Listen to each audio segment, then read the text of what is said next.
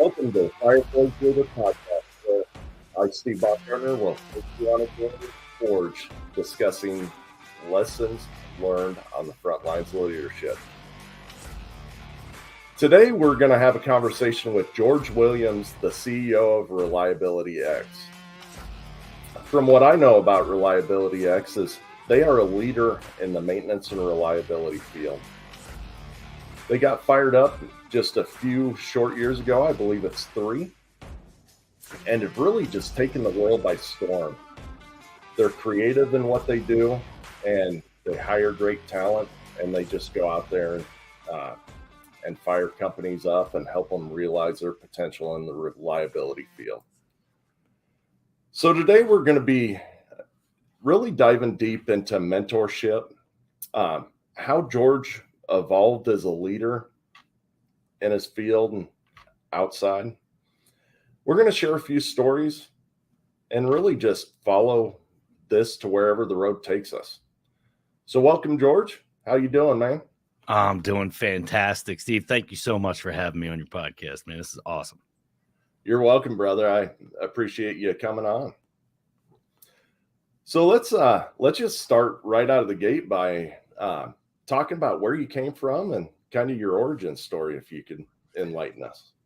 Sure. We'll do it as short as we possibly can here. So I went to a Votech high school, took electromechanical technology, thought I was all that, went to Drexel University for electrical engineering, had a kid, so dropped out, had to go to the school of hard knocks, became a maintenance mechanic. Throughout high school, during the summers, I worked as a mechanic at my father's. My father was a truck driver. So I would do PMs on trowers and hone cylinders and strip engines down and rebuild them, that type of stuff. So I was a kind of a grease monkey. So when college didn't work out and I needed to support a family, I took a job at a pasta factory as a maintenance mechanic. Well, as an operator at first and then a maintenance mechanic. Left there and went to a pretty old exclusive country club in Philadelphia. And was a maintenance person there, had to work on buildings that were, 150 years old, stone structures. Hey, run an electrical outlet over there. So that was really fun. I did that for a couple years, and then I replied to an ad in the paper for a Fortune 100 pharmaceutical company that was looking for a maintenance mechanic. So I went on a job interview, and I'll never forget this guy, Jim. I sit down with Jim. He's reading my resume, asking me a bunch of questions. He goes, I really love your resume, but I don't have a job opening. I said, Jim, I took a day off of work for this, man. You know what that cost me? Like, what do you mean you don't have a job opening? So he goes, hang on. He gets on the phone and he calls down to the carpentry shop. And he's like, Brian, I got a guy here who would be a good mechanic, but I don't have a job opening. You still looking for a painter? I hate paint. So I took the job and I got my foot in the door at a Fortune 100 company. I was a painter for about a month, and then I was a nighttime PM mechanic. Then eventually I was a day shift mechanic / pipe fitter. And I did that for, I guess, about 6 months. And they decided they were going to get into this new thing called planning and scheduling. So every day I was beating my boss's door down going, I'm the planner. And so every day I went into the maintenance manager, I'm the planner. And he's going, toss off, get out of my office, toss off, get out of my office. Finally, he got so sick of it. He said, fine, you're the planner. I didn't know anything about planning and scheduling. So I went to Doc Palmer's class and I, read his book, contacted him. And actually that company, Bristol Myers Squibb, they brought him on site and he did training and everything else. And I started implementing his processes and tweaking them to what our needs were. And I ran 2 groups right out of work. I mean, right out of work. They had no backlog. We were going, guys, you got to find some work. So we reorged and it was very successful. So I got called into an office and the site director said, what do you know about reliability? And I said, nothing. He said, great, you're going to school. So they started sending me to school for all my certifications in predictive technologies and root cause analysis and all kinds of stuff. And then, I progressed throughout my career there, became responsible for reliability in a region and eventually globally, was the business owner for the CMMS for that organization. And then in 2015, I left. So, so I cut my teeth turning wrenches and smacking knuckles on engines, and was able to communicate to folks at the shop floor level in a way that most other folks in those positions couldn't. And so I was able to see a lot of success. And I luckily was in an organization that allowed me to learn, grow, and be mentored by fantastic people.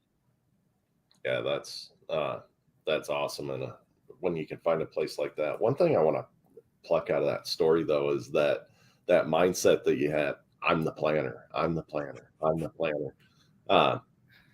So with that being said, I'm going to guess that that's your entire career has been that type of mentality, right? Just having that mindset, kicking down doors, starting things up where other people, may not have even seen the need. Is that pretty accurate? It is. I would say yes. And I don't mean that obnoxiously. I think the world doesn't owe you anything. I had, at the time I applied for that position at BMS, I had 3 mouths to feed. I was 26 years old. And I took a $1 an hour pay cut to take the job because it was in a Fortune 100 company and had a potential future that didn't exist where I was at. And I had to make something of that, right? Like, I think in life, you have to go through life with the mindset that no one owes you anything. And if you are fortunate enough to come across giving people that feel that they are of service of others, then take advantage of that at every turn you can and learn from those folks how to be of service to others, because it will benefit your career. But 100% you need to knock your own doors down, not just knock on them. You need to kick them open, because 100%. They're few and far between where they crack open. And when they do, you need to be shoulder deep and pushing.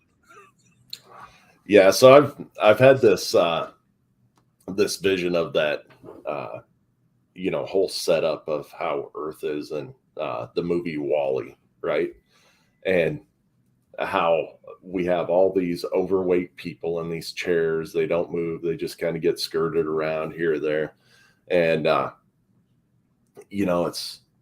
it's so obvious that that's where we're heading right now, because there's not people like that in the world anymore, right? They want their comfort. They don't want to have to kick those doors open. They don't want to ask for what they really want, right? So I really like that I'm the planner, and that just relentless tone that you took with your boss until you got that role. I think you need to do that on all of your job interviews. If you go into a job interview, even, just a standard job interview, with any mindset other than I've already got this, let's discuss how I'm going to succeed at it, I think you're failing yourself. 100%. So you did bring up the mentorship that you saw along the way. So I know that's near and dear to your heart. So why don't you go ahead and tell us about that mentorship a little bit? I've been incredibly fortunate to have been surrounded by both really good and really bad leaders in my career, and have taken things from both. More often than not, really good mentors. Because I was a Theory X guy. I was a numbers, like, here's the target, you better go hit it person, all the way up until I don't know, the mid 2000s. And then I got a different level in the organization and a different set of mentors that taught me all about people. People, what do we need people for? You want a friend, buy a dog. I'm at work, like that was who I was. Right. Yep. And so, you then realize that success is not defined by what you achieve. Success is defined by others and how they perceive how you've impacted them, and what the culmination of everybody's work provides to the organization. And you can't do that with just numbers. And so I've had really, folks, not to call them out all, but folks like a guy in France was a fantastic leader. His name was Henri Selma, or is. And he taught me an awful lot about about individuals, and that there's more than one way to succeed, and allowing other people to own their work matters. And I had other leaders that taught me more soft skills. Oh man, I used to get the soft skill talk every year.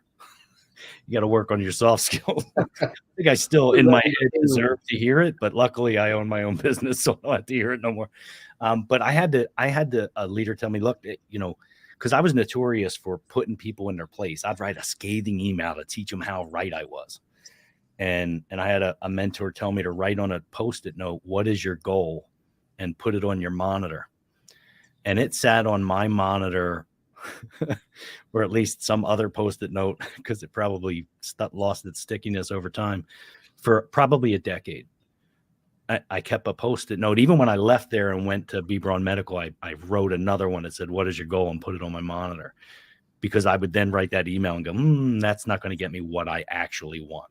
And I would rewrite the email based on, there are things I'm trying to get from somebody or get them to do, right? And in order to do that, I've got to project things in a way that's beneficial to them, not just me, right? I can't put somebody in their place and expect, now he gets it, like that's, or she gets it. That's not going to work that way, right? Like, you've got to, I used to go to Italy a lot, and we'd go to Italy, we'd spend a week or two in Italy and never talk about work, just go have a great time.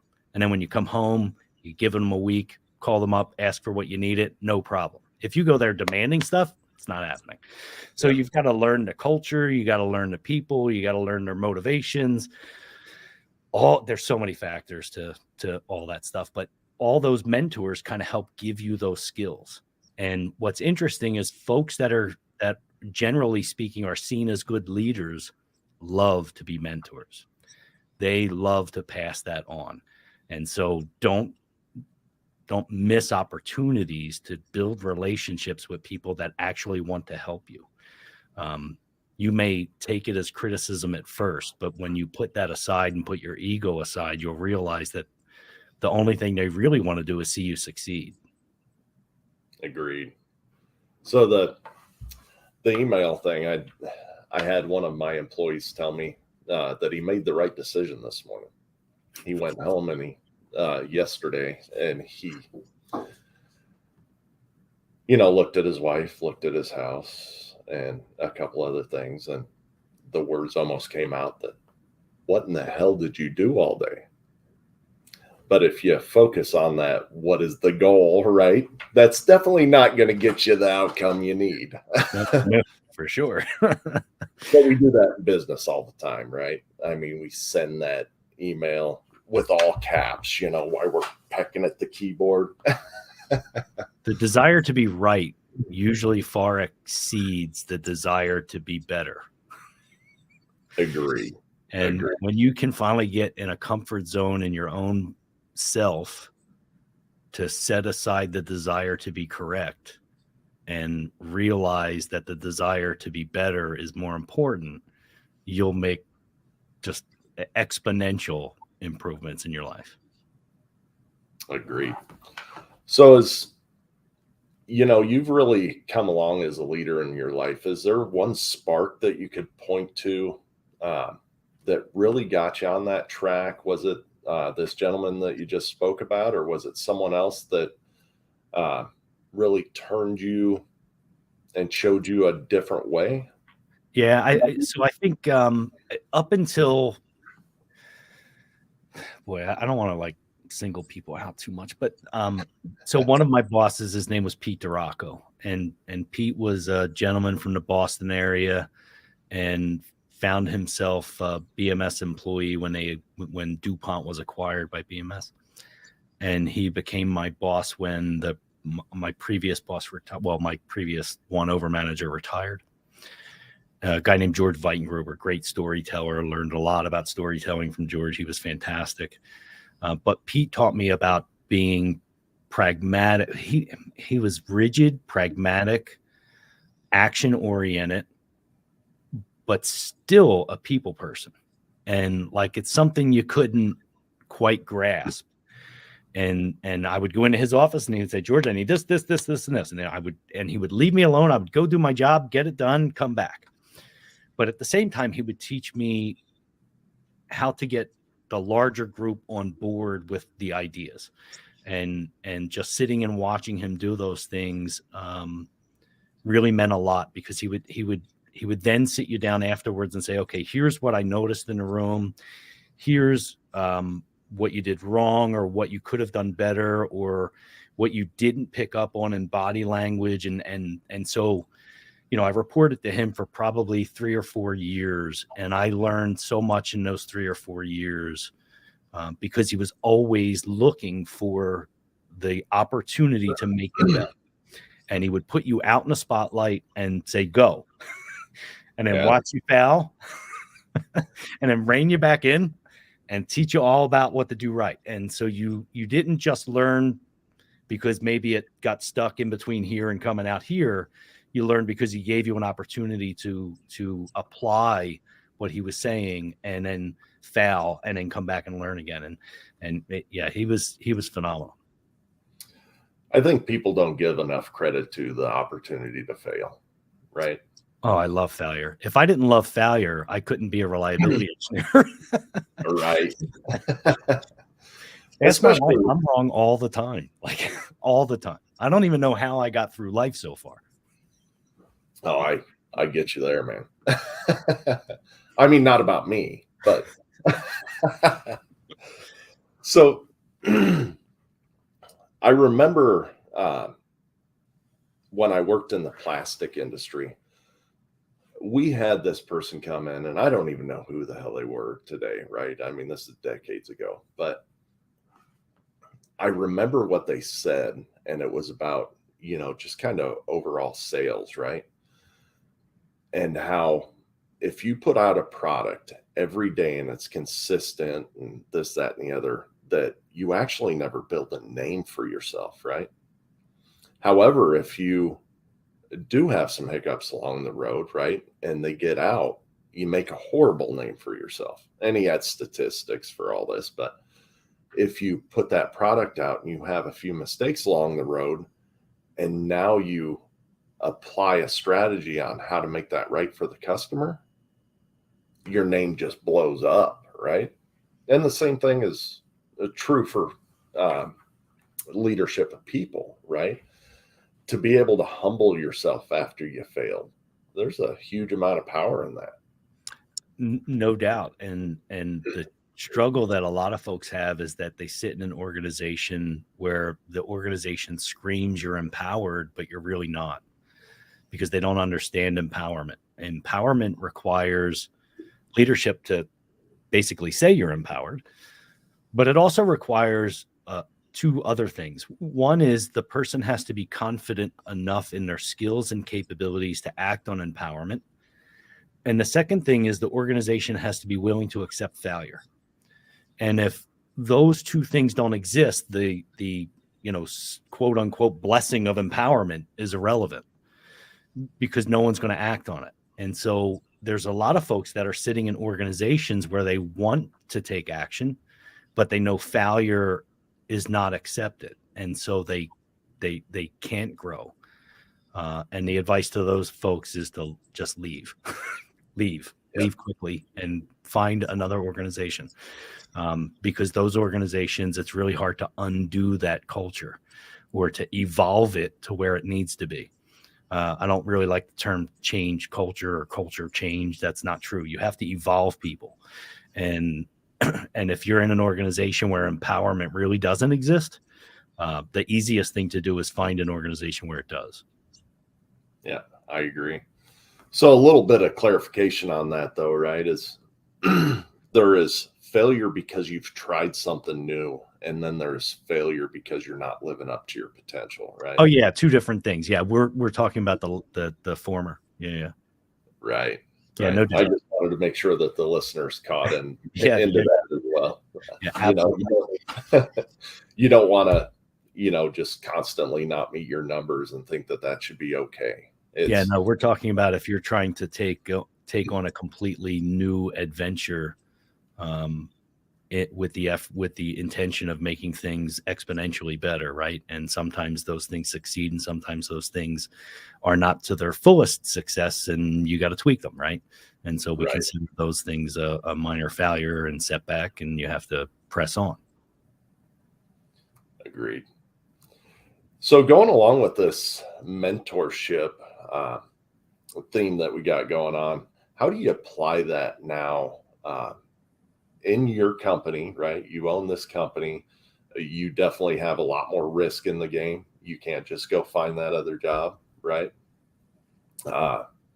And really empowering your people to have that same sort of mindset that you do. Yeah, I think it's important for us to get together on a regular basis to understand where everybody's at, and when we meet as a group, because everybody's kind of remote in my company, right? And we don't have a central home office per se.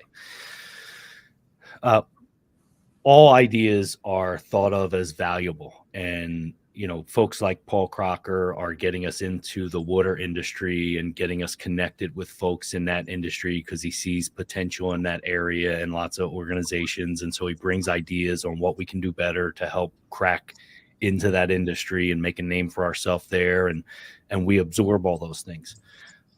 Folks like Joe, my goodness, Joe is starting a whole side of the business that didn't exist in our original business model. So we're now moving into offering lubrication services and automatic lubricators and MLT1 training and some other areas that he felt there was a need for based on some other industry changes that took place.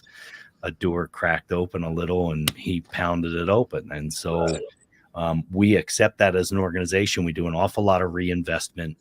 Ramesh Gulati as a hire is a dead indicator to that. So Ramesh has just released his first online self-paced learning application. It's the reason we onboarded him. Ramesh is not a client-facing consultant. He is here for a specific purpose, and he offers and adds a ton of value in terms of not just the projects that he's working on, but in making sure that our mindset is right and that we understand overall what the industry needs and how it evolves, because he's got a wealth of experience in that space.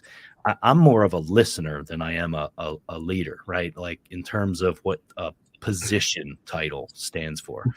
I have to, my role is to listen, because we hired really smart, talented people and they know what they're doing. My job is not, my job is general direction and get out of the way and listen and give people resources to do what they know is going to be successful and give them fulfillment in doing it.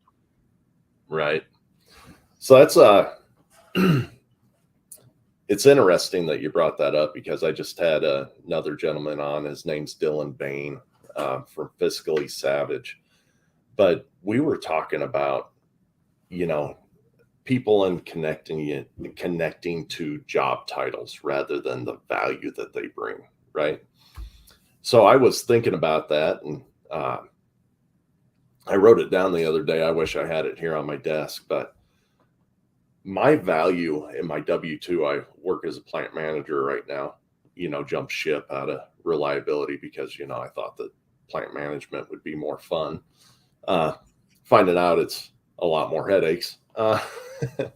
Anyways, my value that I bring is being able to connect my team to a vision and a mission and a strategy, and then giving them the tools to do that. I also decipher a lot of information at very fast speeds to where I can make sound decisions based off from the entirety of the group. So I think that's important. Once again, it just keeps on resonating with me that, leader is so nebulous, right? But what value do I really bring? With that's a ton of value. You know how many organizations can't make a decision? Yeah. There's a ton of value there. Just the ability to take an action is huge. You think about how many times you have meetings throughout your career. I don't mean today, where at the end of the meeting it was, we need another meeting. That's because everyone's trying to find consensus. Consensus is the evil is the roadblock to success. If you're looking for consensus, you're going to be looking for, I can't get, I used to be responsible for reliability globally. I couldn't get everybody to agree how long an inch is. How am I going to get consensus, right? Like consensus doesn't exist. So nobody knows who owns the decision. So everybody sits in a room trying to figure out how we're all going to align. And so you need a follow-up meeting to do that. Right. And somebody has to own the decision. At least you know who owns the decision. So I commend you for that. You're absolutely right. That's the value you bring is I'll make a choice. Yep. And, I don't bring the ideas. I just bring the decision, right? That's exactly right. But that's why you hire good people to bring the ideas, right? And to execute.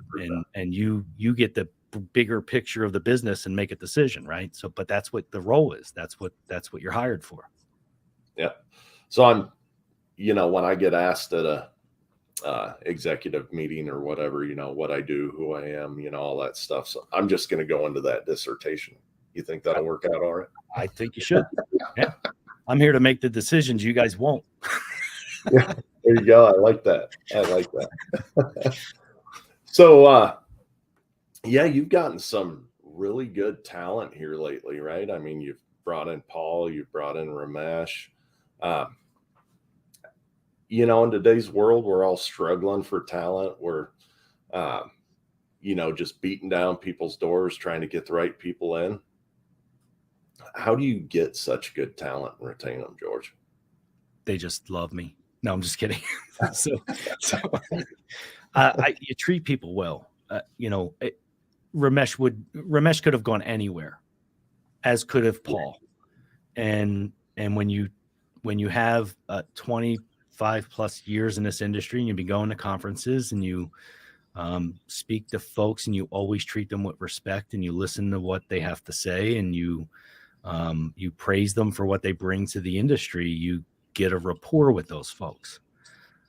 They didn't come to Reliability X because of the name or the logo. They didn't come to Reliability X because we were making tens of millions of dollars as a big company.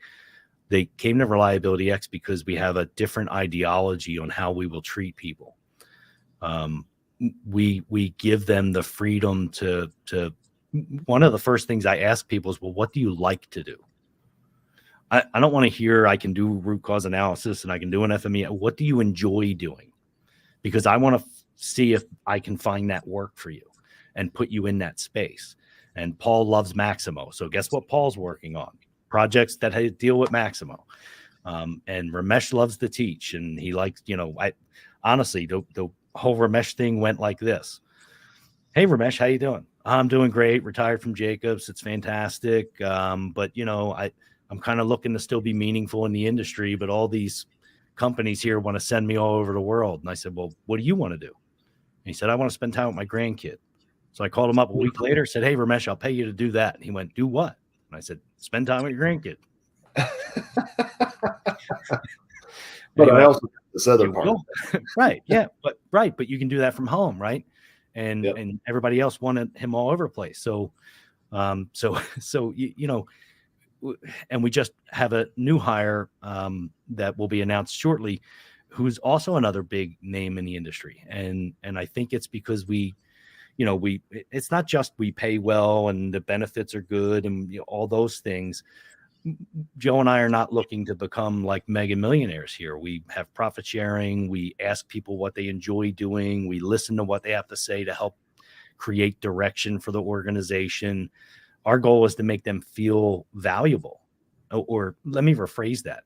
Our goal is to make sure they know they're valued, not for them to just feel valued, right? We want them to know that we know the value they bring to the organization. Yeah. And, that value topic, right? There's ways of feeling valued as well as bringing value. So, I think I caught both of those in what you just said, right? They feel like they bring value to the organization by doing what they're really passionate at. And then they feel valued because you're allowing them to do what they're passionate at, as well as, filling the gaps as far as profit sharing and salaries and all that kind of thing. and value in their opinion. Look, when you're a cabinet maker, let's say you're a cabinet maker and you build this gorgeous, dresser set or whatever you're building, you add value because when you step back, you look at it, you go, man, I built that. That's awesome. That's different than knowing your boss knows you add value. They come up behind you and they say the same thing and they go, man, that is just beautiful. Walk me through how you thought of doing that. And, like that's the difference, right? The difference is what we as maintenance folks, we became maintenance folks because we like to step back from something we fixed and go, I did that. Yeah. That's me adding value. That's different than the organization knowing my value. Yeah, that's a really good point. I never realized why I became a maintenance person, to start my career. But thanks for framing that up for me, George. Yeah, no worries. Well, I'm going to go ahead and wrap this up, but man, it's been a pleasure having you on. I was hoping that we were going to get together, shortly after IMC, and we did it. So that's awesome. Appreciate you being on, man. Had a lot of great times. Absolutely fantastic, Steve. Thank you so much for taking the time to speak with me. It's a pleasure.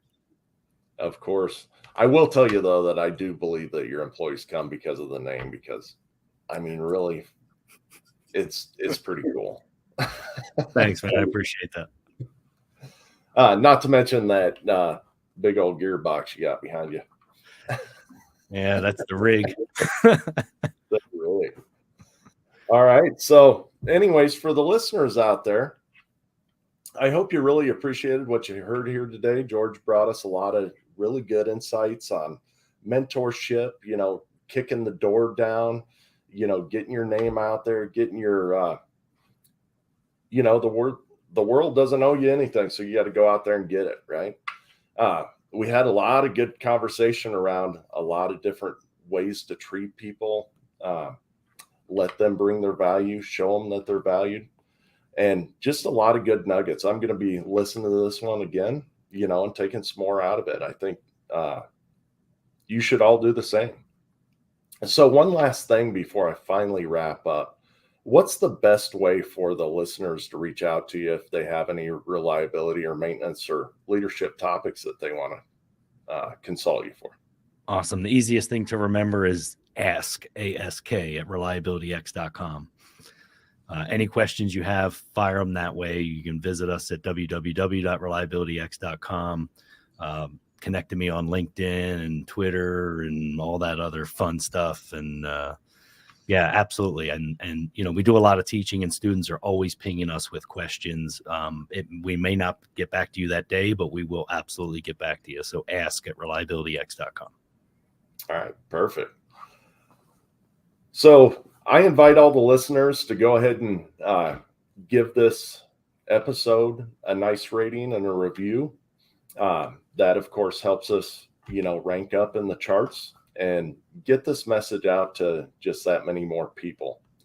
I also suggest that you hit that subscribe button on whatever podcasting app that you're listening to. You don't want to miss an episode. I have a lot of really interesting guests like George on the podcast. And, every now and again, I have a few things to say myself. So I invite you to join us in the Forge next week. We got a lot of different concepts coming up here. I'm going to keep you in the dark this week a little bit. But really, these lessons are for you to help you learn as you're navigating through this thing called leadership. So once again, thank you for tuning into the Fire Forge Leader podcast. And don't forget, words without action are meaningless. So after the heat of the forge, shape your thoughts, quench your brain, and put these new tools to use.